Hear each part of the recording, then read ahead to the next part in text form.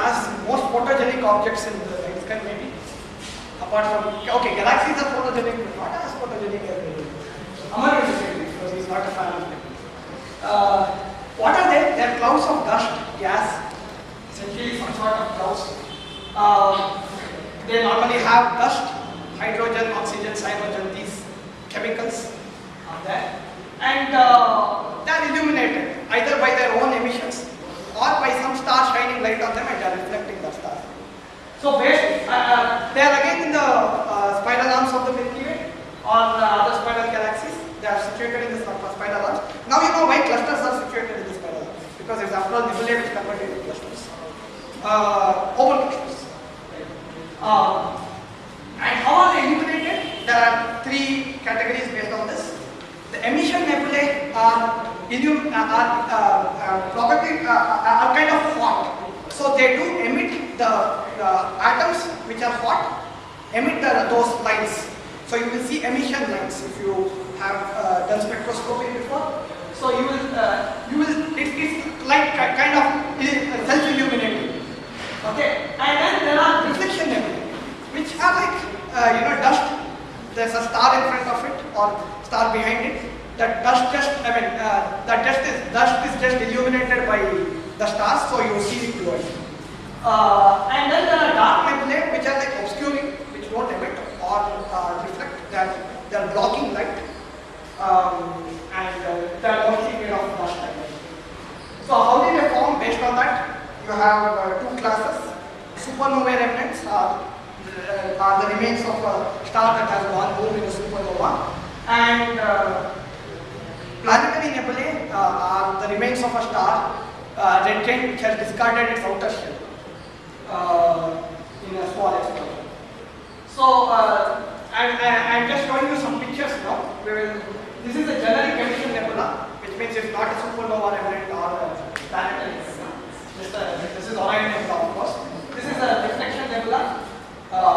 So that star is kind of illuminating this picture. This is called NTC 1997. So no NTC. This is a dark nebula, the famous Horsehead nebula. So you can see this blocking light. And this is a supernova remnant called the Whale nebula. It's one of my favorites, so we keep seeing this picture again. Essentially, remains of a supernova that is still hot and expanding. This is a planetary nebula, which is coming from a Lagrange shell, as we explained. You can see that it's kind of symmetric in shape. It has some sort of symmetry usually. Planetary nebulae have some sort of symmetry. Huh? Oh yeah, central star. That is the central star? Must be, yeah. So normally they will have this star which has exploded, that would have become a white bar. So that will be sitting in the center of these nebulae. So you can normally see a star in the center of these nebulae. Okay, now we talk about diffuse nebulae, which means essentially nebulae which are diffuse, unlike planetary. Planetary nebulae are all condensed. So diffuse nebulae, by diffuse nebulae, we mean roughly anything other than planetary nebulae. Just remember that we can't see color. The nth time we are repeating that. And then, but some nebulae, as I said earlier also, they are visually as beautiful as the grayscale photographs when you use the eyepiece. Then again, magnitudes are misleading. The surface brightness is a better measure, and we know that that's also not a really good measure. But actually for nebulae it is okay, because you never have these pores and things spoiling your vision. So North American nebula is a LSB object. So best viewed with naked eye and binoculars on a really dark night. And then there's also this thing called California nebula, which is also very low surface brightness. There are beautiful pictures in the next slide. We show you pictures of the same. That looks like North America. This looks like California. So that's how they get their names. The pictures up there. I think Naveen has captured both of them in one of his wide field photographs over there, right? Then there are these photogenic nebulae that one can't see really. I think it's because of low surface brightness. Low brightness etc. are very hard to see. Even this running figure, the one on the right, okay, the one on the left is this beautiful thing called low optic nebula complex. So it's near the star Antares. If you take a really long exposure of Antares and the region around it, you get this thing.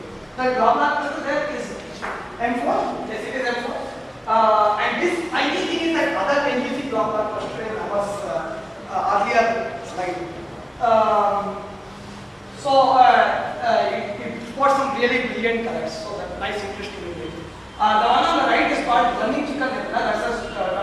on pictures. You can get actually better pictures than that on the internet. It's way down south, so it's hard to photograph. But there are low surface brightness nebulae that can be seen, but normally which people don't see. This is one of those.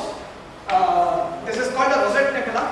I didn't know it was visually visible until I just decided, okay, let me point the telescope there and see what I can see with the O3 filter.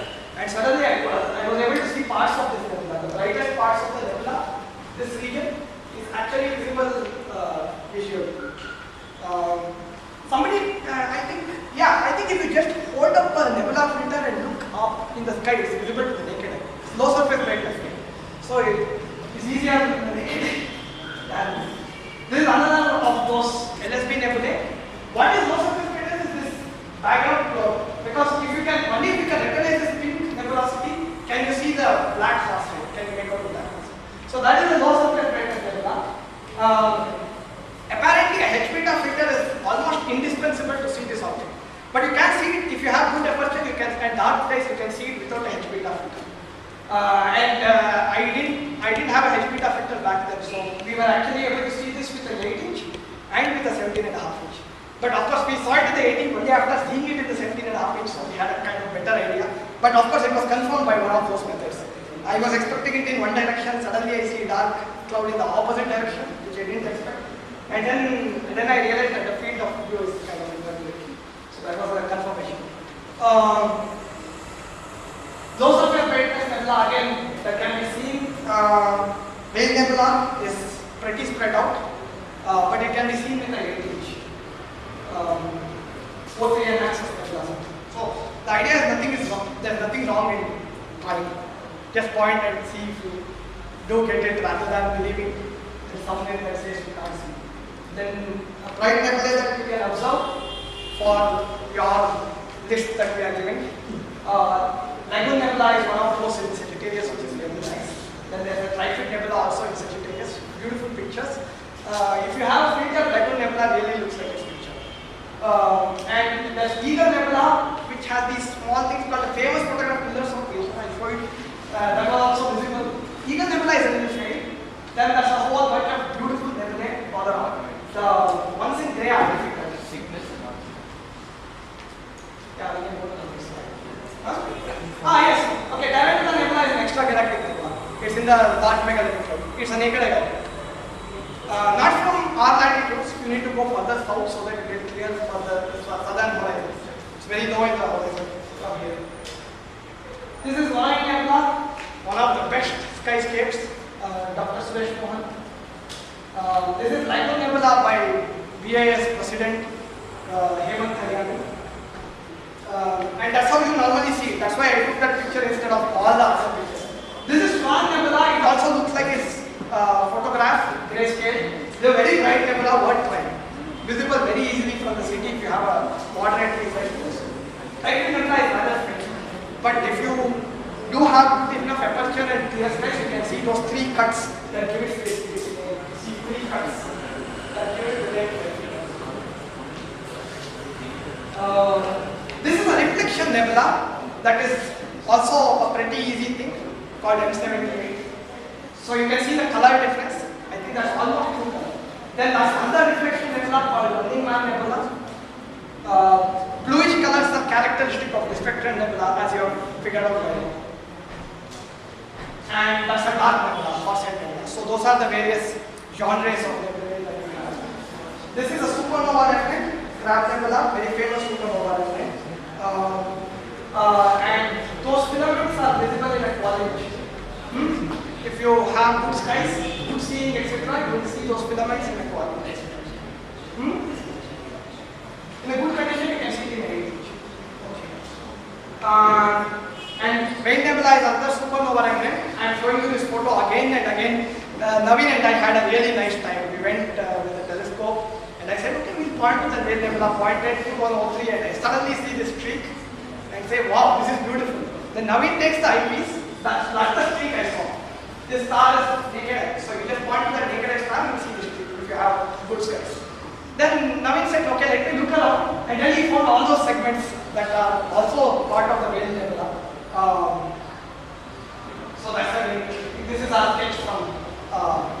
observation. So we have identified some of those parts of the nebula. A small digression here. Previous slide. Naveen probably have. Yeah, distance. You are not going to know how far it is. Yeah, this is about 1 degree. The circle there. So it's pretty far. You need to move there. You need to plan the field to see parts of the nebula. A small digression here on the Crab nebula. I think everybody knows this. How many didn't know this? 1054 AD there was a supernova which was recorded by Chinese astronomers. I think they saw it in daylight, so they recorded it, saying very bright star, and there are records of that.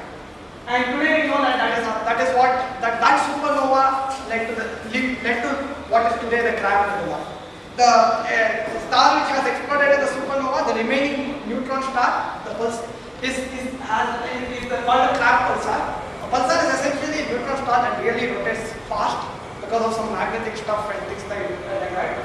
And it really rotates fast, and because of some magnetic stuff, it emits like a lighthouse beacon.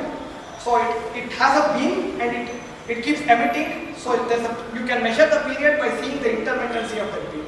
They are very important in radio astronomy because they are a strong radio source.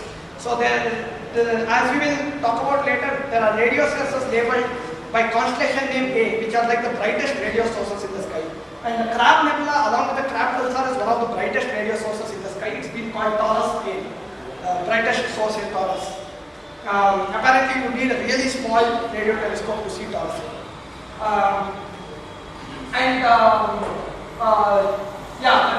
To just give you an idea of how fast a pulsar rotates and how small a neutron star is, that's 25 kilometers in diameter, an entire very high density mass, and it spins 29.6 times in a second.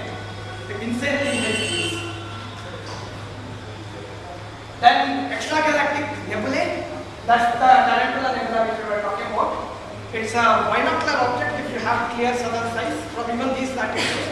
And if you go further south, you will see this entire LMC from Rameshwaram. When we went for the eclipse, we were able to see the entire LMC. And there was this small tuft on one side, which is the Tarantula nebula. So it's a naked eye object. And that small thing I have pointed to here is NGC 604. It's designated. It's a nebula in Triangulum Galaxy which is visible in an 8-inch telescope without a filter on a clear dark night, right? You can see it with an 8-inch telescope. So you are seeing a nebula in Triangulum Galaxy, which is like 6 million light years away, with an 8-inch telescope without a filter. ULC helps in verification, right? So you put on a ULC filter and the rest of the galaxy vanishes, but this guy stays. I mean, most of the galaxy vanishes and this guy stays because it's a nebula. So that's a nice way to reassure yourself that you are seeing that nebula. Oh, really? Do you know any estimate about that? Yeah. Yeah, so large telescopes, Amar says large telescopes will show you these other nebulae as well. So that's pretty interesting. Actually, M101 has a lot of nebulae, Galaxy M101, but I've never managed to see that galaxy that is here. Again, recall that observing nebulae, recall it, magnitude is not good, can't see color. And this is a nice way of finding LSB nebulae. You scan your field. So if you wanted to find, let's say, Horsehead, you scan across like bright, dark, bright. So it's a very small change in brightness. So you need to literally look very carefully across your field to detect those small changes in brightness. So the contrast is lower. So it's pretty interesting to find those LSB nebulae. Go back. So what are the features you can see in nebulae? There are bright and faint regions, like of course, like in the photograph, you will see bright and faint regions. Then you will see all these triangular. I'm wondering if you can see these things called Thackeray's globules or Bob's globules. I don't think you can. But anyway, those features are worth a mention because they are essentially cold regions which finally collapse into stars. The hot regions are dominated by what is this thing called radiation pressure. They don't collapse. Whereas those are like where cold regions are like gravitation, so they collapse into stars, and they are the basis of creation of stars. If you could call those pillars of creation in the Eagle Nebula, which I will show you next, these, if you could call them as satellite globules because they are really similar, then those can be seen with the Webber telescope. With the 17.5 feet, we were able to see two of these pillars. This bright one and this one. But the third one was too much hard to watch to see. It was small and the nebula was too faint. Let's get to planetary nebulae. They are essentially emission nebulae. That's old terminology because of the resemblance of planets. Or